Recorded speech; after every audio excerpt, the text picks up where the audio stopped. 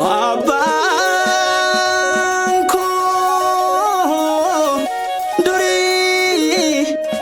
duri kojada yodubi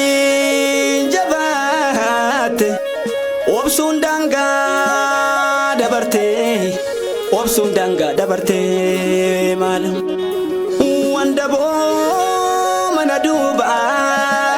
ilaltuni jadira kalesi gadotate ayyantu lallabani ayyana yodabani ya oromo nulalatu gaden kuyufi kuyisatul lafa silafu akasani doti silanoltu dirra dibame adu jilba java hokonu fayadan himni malu walola awanisa motomni isa malu yoman jade abanu jolle janjabe salale gotom wanagari tullu ya ilman habishe garba ilman nadi gamada ilman jarhaba gada kagallo walabu sanyi ali jirri dugahan harka rabbi habashumman nundalu lubukuma tawramo habasha qore uma jalladan nutijaru undu akota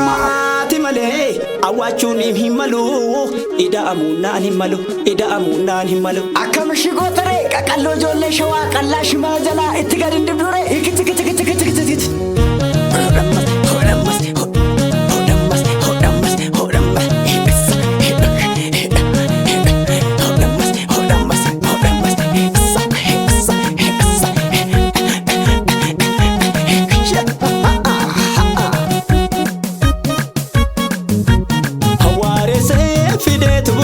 mortu albe dagatti irkisa